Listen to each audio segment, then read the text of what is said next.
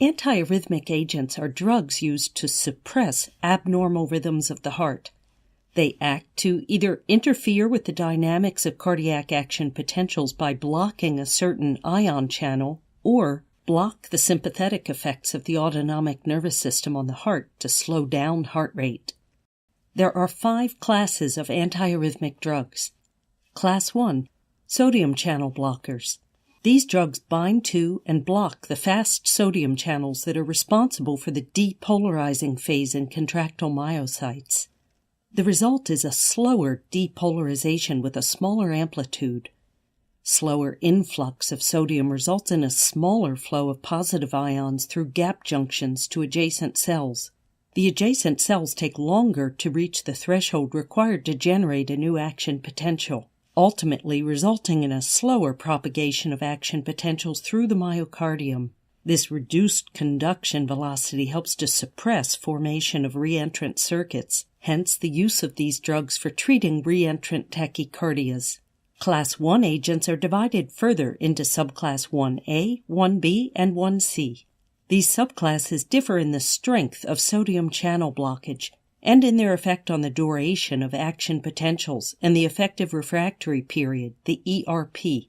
While subclass 1C has no effect on ERP, 1A prolongs and 1B shortens ERP, respectively.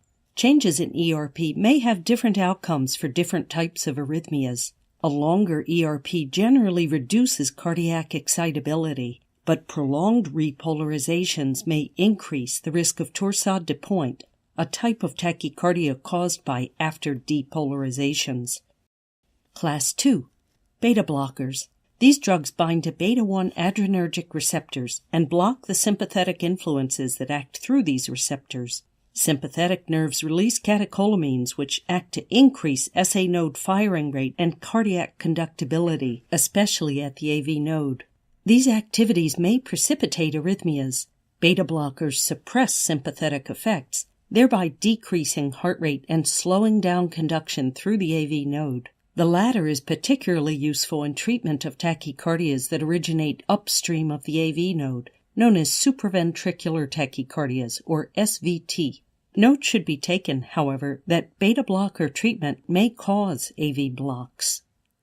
Class 3, potassium channel blockers. These agents block the potassium channels responsible for the repolarizing phase.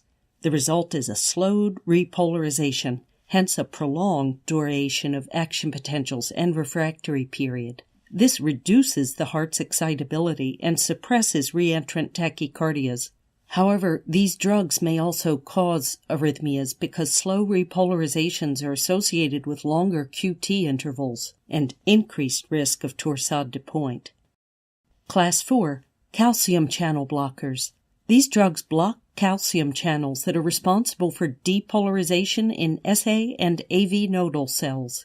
Blocking these channels results in a lower sinus rate and slower conduction through the AV node. However, because calcium is also involved in cardiac myocyte contraction, these agents also reduce contractility of the heart and should not be used in case of systolic heart failures. Class 5 includes all drugs that act by other or unknown mechanisms.